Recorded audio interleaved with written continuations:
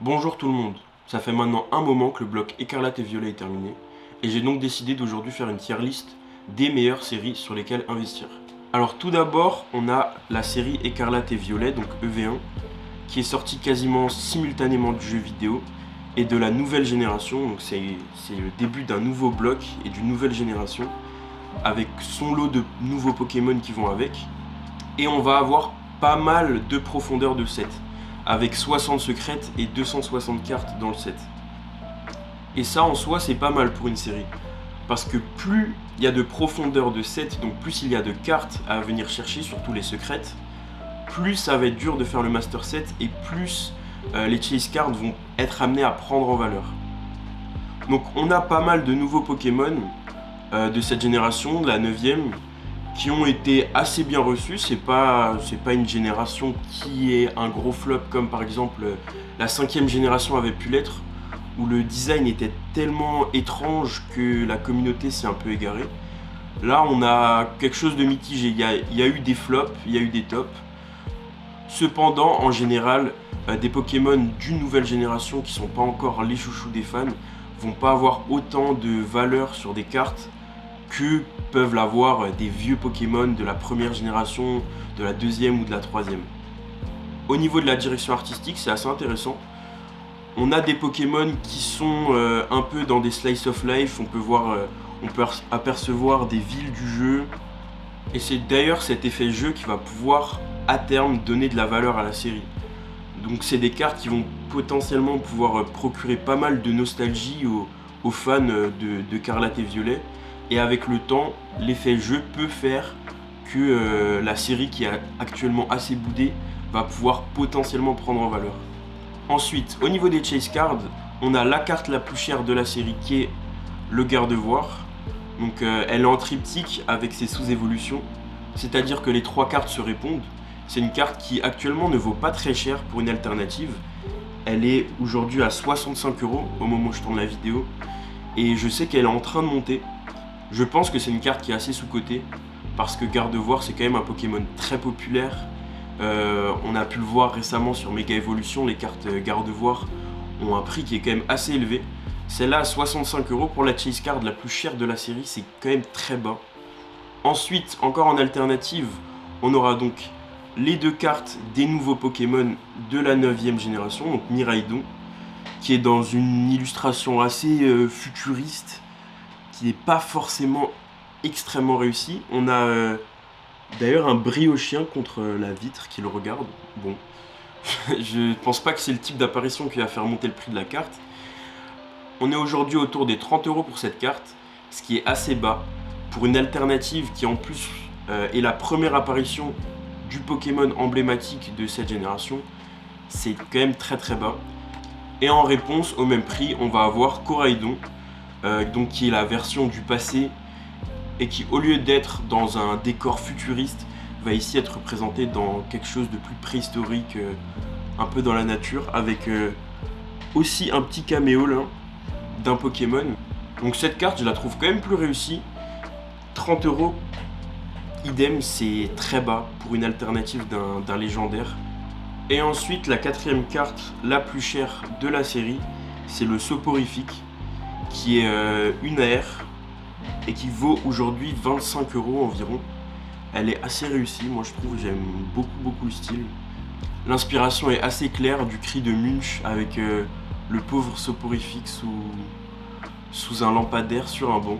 Donc c'est une carte qui a pris en valeur non pas par le Pokémon mais plus par son originalité. On sait que les cartes inspirées d'œuvres d'art ont toujours tendance à prendre de la valeur. Donc je pense que c'est une carte à surveiller. 25 €, c'est un prix qui est encore abordable aujourd'hui.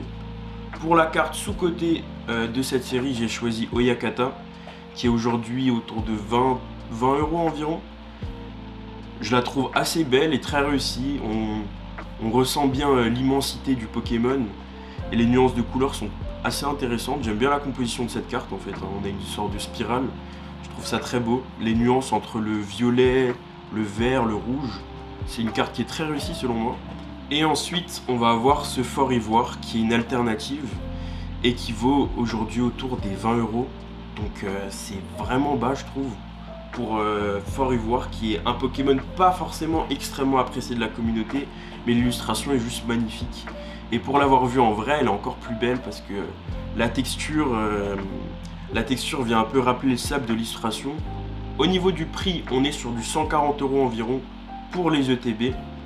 C'est quand même assez cher pour une ETB qui n'a pas forcément eu un succès immense, mais qui commence à dater. On est à presque 3 ans d'ancienneté, donc les ETB forcément c'est amené à monter. En revanche, la display n'est que à 200 €, donc c'est plutôt très bon marché. Pour une display qui est sortie il y a presque 3 ans, je trouve que c'est encore très raisonnable. Alors pour classer cette série, je pense que je vais la mettre en tortue, parce que c'est pas non plus une série qui avec de grosses chase cards, qui a beaucoup de valeur contenue dans les boosters. Cependant, elle est assez emblématique puisqu'elle reprend les débuts du jeu vidéo. Et elle a quand même une bonne profondeur de set et des cartes qui sont quand même assez intéressantes, avec toutes les cartes Slice of Life qui peuvent être amenées à prendre de la valeur. Avec la display à 200 €, je pense que ça peut être intéressant de se positionner aujourd'hui. Le TB, elle est un peu trop chère selon moi. Elle montera encore, hein, certainement, mais aujourd'hui, pour la même somme, il y a peut-être plus intelligent à faire pour 150 € que d'aller chercher une ETB écarlate et violet. On passe maintenant à Évolution à Paldea, la série avec les starters, avec les nouvelles formes de Paldea, qui a une profondeur de set de 86 secrètes pour 280 cartes. Donc c'est vraiment beaucoup, il y a beaucoup de cartes à aller chercher dans cette série. Les starters de cette génération n'ont pas fait l'unanimité malheureusement. Alors comme dit, on a pas mal de profondeur de set avec 15 alternatives et pas moins de 36 AR. Donc c'est immense à aller chercher pour compléter le set, c'est quand même une grosse série. Au niveau des chase cards, on a forcément l'emblématique Magikarp qui est illustré par Shinji Kanda, qu'on ne présente plus maintenant. Et cette carte est une AR et non pas une alt, donc on pourrait penser que ça serait amené à faire baisser le prix de la carte. Mais comme je l'ai dit plus tôt, il y a quand même 36 AR dans cette série.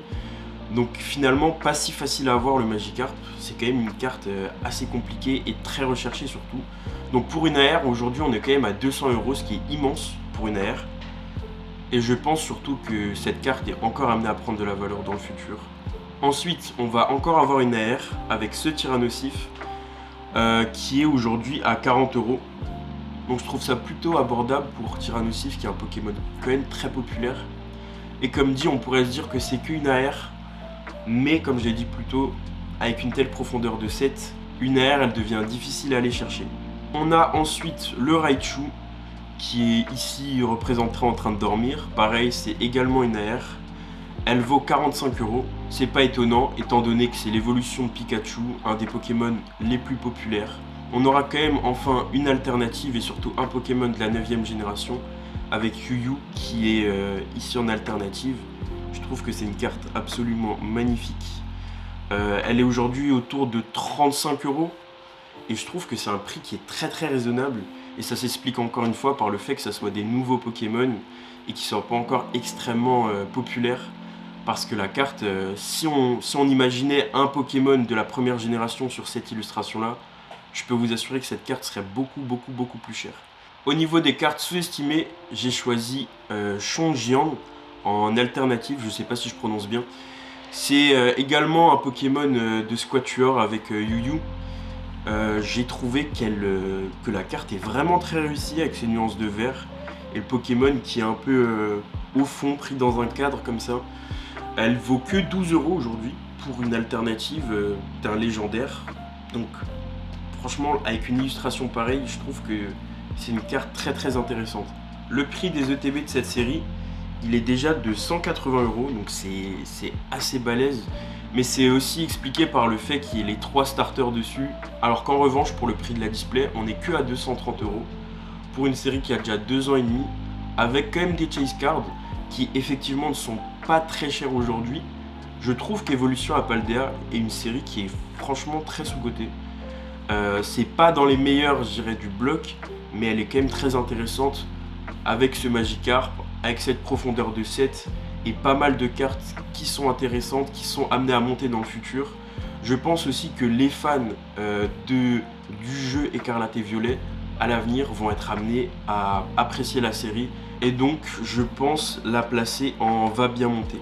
On passe ensuite à Flamme Obsidienne, avec 230 cartes et 33 secrètes, ce qui n'est vraiment pas immense. Pour ma part, je suis pas du tout fan de cette série, je l'aime pas du tout. Je trouve qu'elle est assez fourre-tout. On a un peu de dresseurs, un peu de Pokémon nouvelle génération, un peu de Pokémon Terra cristallisé, mais je veux dire, la ligne directrice n'est pas claire, et même la direction artistique de la série en elle-même n'est pas du tout claire. Combiné à ça, on n'a pas beaucoup de profondeur de set, donc c'est assez difficile de la défendre. Malgré tout, on a quand même de bonnes cartes dans cette série, même si c'est vrai qu'elles n'ont pas forcément énormément de valeur, avec par exemple la carte la plus chère de la série, qui est le Dracofeu Terra cristallisé, qui est aujourd'hui au prix de 65 €, ce qui est assez faible pour un Dracofeu, surtout en SAR. Je saurais dire si c'est dû au fait que la carte ne soit pas très réussie, au fait que Dracofeu, on en a un peu marre du fait qu'il soit surexploité, je saurais pas dire. Ensuite, en second, on a la Fenard AR, qui est franchement très très réussi. La carte est vraiment magnifique.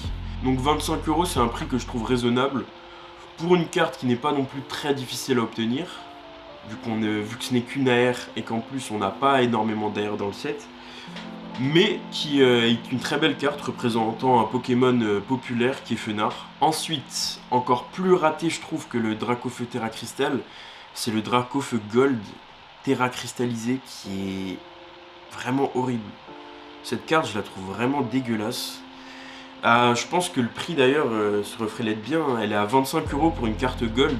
Si on veut comparer avec les Gold de Mega Evolution qui aujourd'hui sont à plus de 300-400 €, ça explique tout, hein. La carte est vraiment ratée. Et enfin, on va avoir ce Mélo en AR, qui est pareil, assez réussi. Une carte assez minimaliste, avec un effet miroir entre le sol et le ciel. Franchement, elle est très très belle, j'aime bien les cartes assez simples comme ça. Les nuances entre le bleu et le rose, ça va bien avec le Pokémon. Elle est mignonne et les Pokémon mignons sont vraiment appréciés par un pan de la communauté. Donc belle carte. Selon moi, la carte sous-cotée de la série, c'est vraiment ce Cisaiox, qui est magnifique. Elle est aujourd'hui au prix de 8 €, alors que Cisaiox c'est un Pokémon très très populaire et que la carte est très très réussie. C'est une AR seulement, mais ces nuances de rouge et de vert, déjà c'est des couleurs complémentaires, donc le contraste fonctionne très bien. Le fond qui est un peu texturé, l'ambiance globale de la carte qui est vraiment dark, ça change en fait des illustrations qu'on a l'habitude d'avoir sur Pokémon. Et je m'étonne de son prix. C'est une carte qui va monter, mais à coup sûr. J'ai aucun doute sur le fait que cette carte va monter. Le prix de l'ETB est aujourd'hui de 170 €. Pareil que pour la série d'avant, pour moi c'est vraiment pas la série qui explique le prix de l'ETB, mais c'est le Salamèche qu'on peut retrouver sur l'illustration. À côté de ça, pour la display, on va être sur 235 €. Donc la série, pour toutes les raisons que j'ai données, le fait qu'elle n'ait pas d'identité propre, que les cartes ça soit un peu du fourre-tout, qu'il n'y ait pas de grosses chase cards et qu'en plus on n'ait pas de profondeur de set, je la mettrai dans la catégorie la plus basse, finira par monter.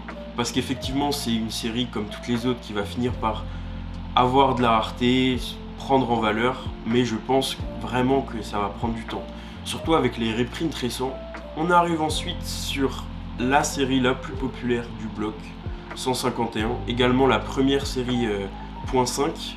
On a seulement 42 secrets dans cette série, mais on va voir que c'est pas déterminant du prix et surtout qu'on est un peu sur un niveau de qualité qui est exceptionnel sur pratiquement toutes les cartes de la série. Alors comme explicité dans le titre, la série 151, elle contient les 151 premiers Pokémon et c'est pour ça, ça explique en grande partie la popularité de cette série où Pokémon a voulu jouer sur la nostalgie, sur la génération la plus appréciée des fans.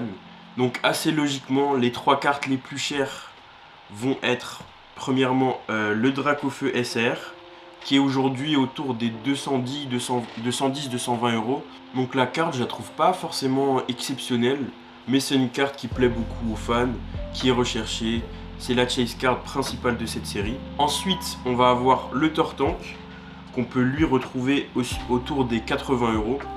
Il complète, je ne l'ai pas dit, mais du coup les SAR complètent les pré-évolutions qui sont en AR. Et donc on a comme un fil avec une fresque de 3 cartes. Donc ça aussi c'est pas mal pour collectionner. Le Tortank, pareil, je suis pas extrêmement fan. Je trouve la carapuce beaucoup plus réussie par exemple. Et enfin, on va avoir la Florizarre qui pareil est autour des 80 euros.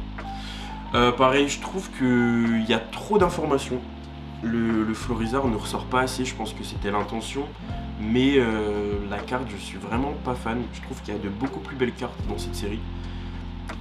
Et enfin, la dernière chase card, ça va être la Elector en SR, où on peut voir aussi Articona et Sulfura. Cette carte, en revanche, elle est bien réussie. Le Elector, il tranche bien avec le bleu dans le fond. On a le trio, qui c'est un trio légendaire qu'on a vu, revu et revu, mais qui fonctionne bien. On a une bonne impression de vitesse grâce à la composition. Donc c'est une carte aujourd'hui qu'on retrouve autour de 90 euros et franchement je trouve que c'est très honnête. Au niveau des cartes sous-cotées, j'ai mis tout d'abord la Tétarte qui est en AR, qui coûte aujourd'hui à peu près 20 euros, qui est juste très très très belle. Tétarte, c'est pas un Pokémon qui est très populaire, ça explique aussi le prix, mais je la trouve vraiment très très belle cette carte. Et on a aussi bien sûr le Draco, qui est lui plus autour des 40 euros, mais la carte est très très belle. On a des jeux de transparence avec l'eau et c'est quelque chose qui est beaucoup utilisé sur cette série. On peut le voir sur plusieurs cartes. C'est beaucoup de jeux d'eau, de reflets, de textures. Et Draco reste tout de même un Pokémon très emblématique des jeux vidéo. Alors, étant donné que c'est une série .5, on n'a pas de display. En revanche, on a des bundles. Donc le bundle aujourd'hui de 151, il est environ autour des 80 euros, ce qui est quand même assez cher, étant donné que le prix retail c'est 35-40 euros. Donc on voit que ça a déjà fait x2. Et le TB, on est sur du 250 euros, ce qui est très très très très costaud. Alors pour 151, je vais être assez mitigé pour le mettre dans Everest, parce que effectivement c'est une série qui a énormément de potentiel. On sait qu'elle a déjà bien monté et qu'elle va continuer à monter. En revanche, aujourd'hui, fin 2025, début 2026, c'est un peu tard pour se positionner dessus, parce qu'on est déjà sur des items qui ont un gros prix. Donc je dirais que ça dépend des items. Si c'est pour aller chercher de l'ETB, de l'UPC, c'est un peu compliqué. Bundle, pareil. En revanche, par exemple, le coffret Florizarre peut être intéressant. Donc je vais quand même le mettre dans Everest. Donc après ça, on passe sur Faille Paradox EV4, qui a quand même 84 secrètes, donc quand même une bonne profondeur, avec pas moins de 15 alternatives et 34 AR.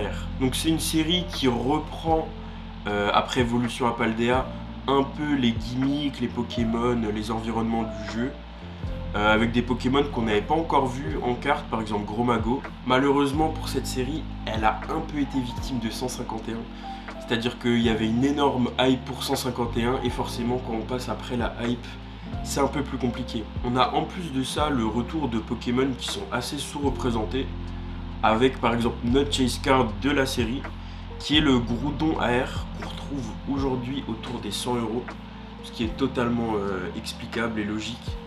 Étant donné que l'illustration est très réussie, Groudon est un Pokémon extrêmement populaire, et de par la profondeur de la série, même si c'est une AR, elle est quand même dure à aller chercher. On va ensuite avoir Altaria en SAR, avec une illustration qui est un peu banale selon moi.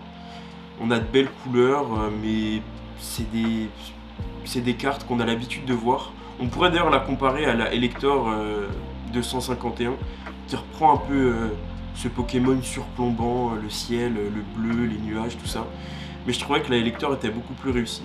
Donc elle est au prix de 75 euros aujourd'hui, ce qui est pas immense, mais dans la norme pour un Pokémon qui est assez populaire sans l'être plus que ça. On va ensuite retrouver le Regilune, donc qui est la forme antique de Dratak, pour une SR qui est au prix de 65 euros. L'illustration est plutôt sympa. On a pas mal de petits Pokémon tout autour. C'est une carte qui nous resitue dans l'univers du jeu. Il y a le petit crossover avec plein d'autres Pokémon, donc 65 euros, je trouve que c'est un prix assez bas mais justifié. Et enfin on a le Karchak Rock Terra cristallisé qui est à 45 € aujourd'hui pour une SAR de Karchak Rock, c'est assez bas. C'est peut-être expliqué par la forme Terra Crystal, hein. J'ai pas l'impression que les cartes Terra Crystal ont bien fonctionné. Personnellement c'est une mécanique que j'ai bien aimé jouer, mais esthétiquement je l'ai pas trouvé très adapté. La carte sous-côté de la série selon moi, c'est le Hexagide. Pas forcément pour la valeur que le Pokémon aurait, mais par l'illustration que je trouve super réussie. La composition est stricte avec le Hexagide bien au centre. Je trouve que c'est une carte qui réussit bien avec le petit reflet qui passe derrière, c'est vraiment une belle carte. Elle est au prix de 5 € aujourd'hui, c'est une AR. Au niveau des ETB, on va en voir deux illustrations avec une à 85 et l'autre à 110 €, donc avec Garde-Fer et Rugilune. C'est Rugilune qui est à 110 €. Et la display, on peut la retrouver à 250 €. Donc pour moi, Faille Paradox, je pense le mettre en va bien monter derrière Evolution Apaldea, parce que c'est une série qui est vraiment sous-estimée, qui a beaucoup de belles cartes, une bonne profondeur de set, des chase cards qui pourront à l'avenir un peu prendre en valeur, mais on n'est pas non plus sur quelque chose d'extraordinaire. C'est vraiment une bonne série qui va bien monter sans non plus être exceptionnelle. On repasse ensuite sur une série .5 avec Destinée de Paldea.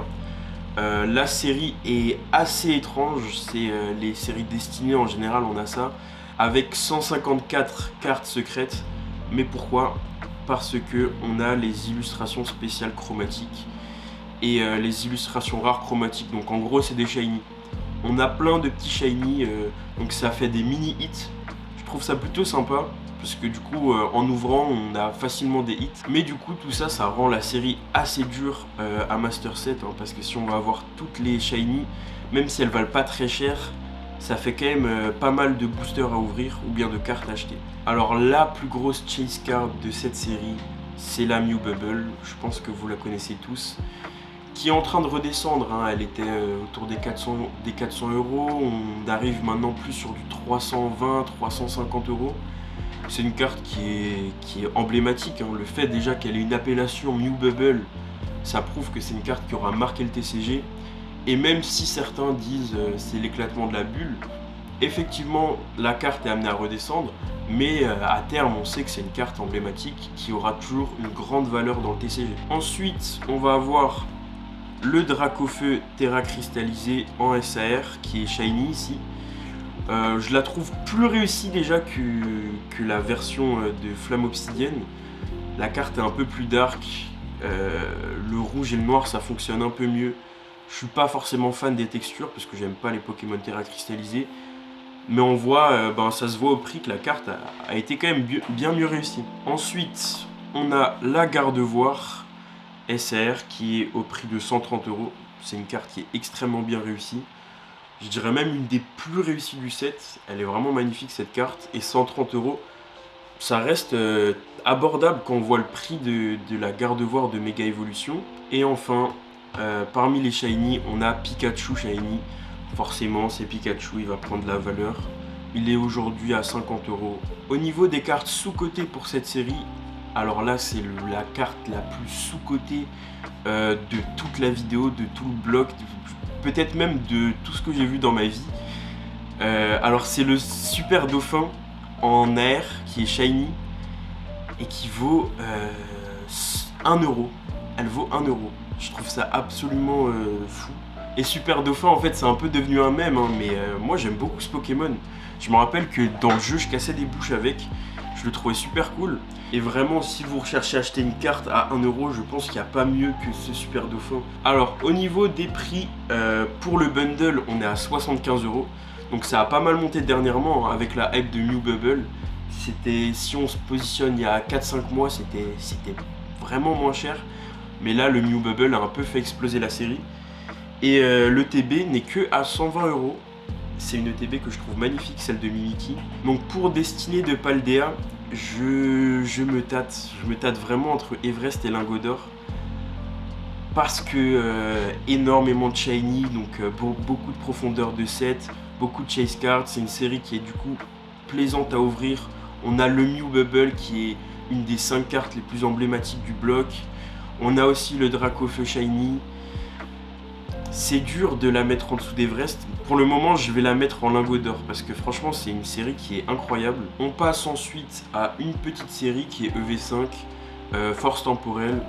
Donc comme dans le titre, c'est indiqué, ça parle des forces temporelles, un peu comme Fae Paradox, entre le passé et le futur.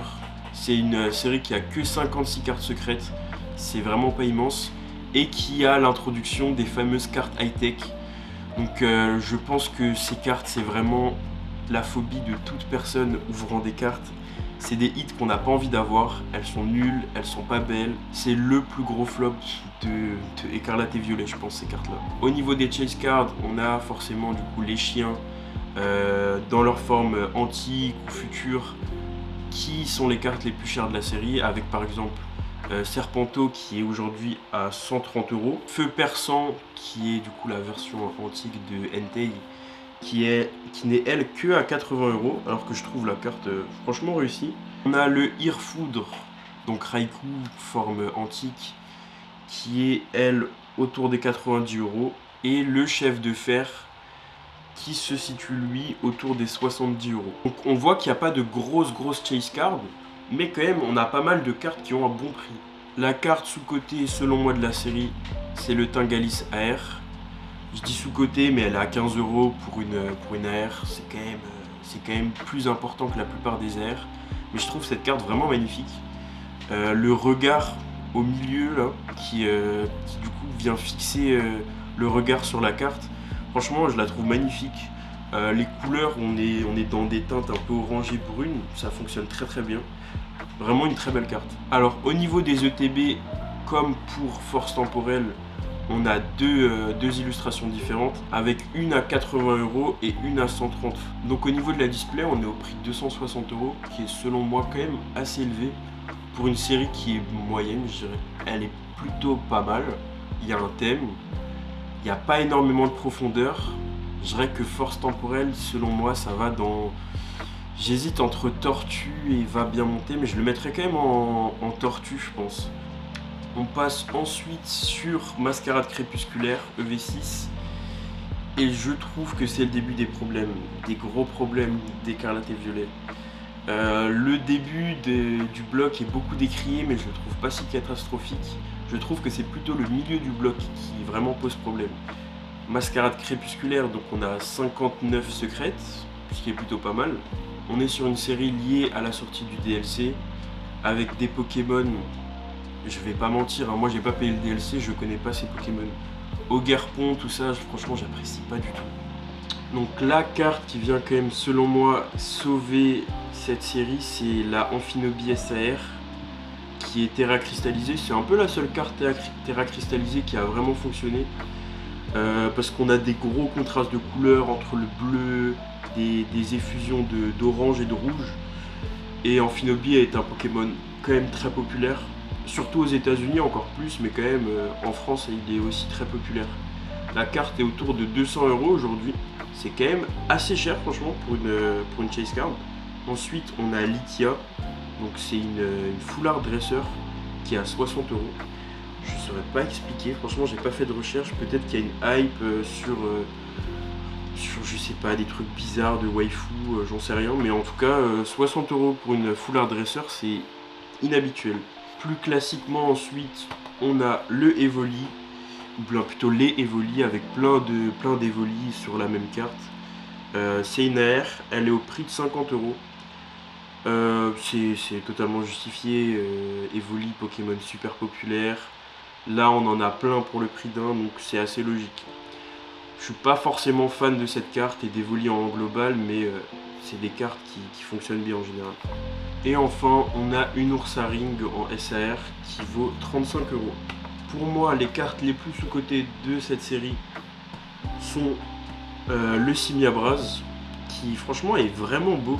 Donc on voit le Pokémon en gros plan, avec son œil sur le croisement des lignes de tiers. Donc vraiment, la composition est très bien gérée. Il a son œil bleu qui accroche bien le regard. C'est vraiment une très belle carte. Elle vaut 15 € aujourd'hui, ce qui est vraiment pas beaucoup. Et ensuite, on a la Fionne, qui est toute bleue, entourée d'autres Pokémon. Je crois c'est la sous-évolution de Wailord. Je crois c'est Welmer. Mais la carte toute bleue comme ça, franchement, je trouve ça assez magnifique. Et Phione, c'est un Pokémon qu'on voit pas tant que ça. On n'a pas forcément l'habitude de le voir, donc ça fait plaisir de revoir un ancien légendaire de la 4ème génération en AR. Au prix de 7 €, je trouve que c'est vraiment pas cher. Le TB de Mascarade Crépusculaire, ça fait partie des ETB les moins chers qu'on trouve actuellement. Elle est au prix de 75 € aujourd'hui. Et une display, c'est 220 €. Alors je pense que vous l'aurez compris, mais je suis pas très fan de cette série. C'est pas la pire, c'est vraiment pas la pire. Je pense que je la classerai dans Tortue. Tortue ou finira par monter. Pour le moment, je vais la mettre en Tortue.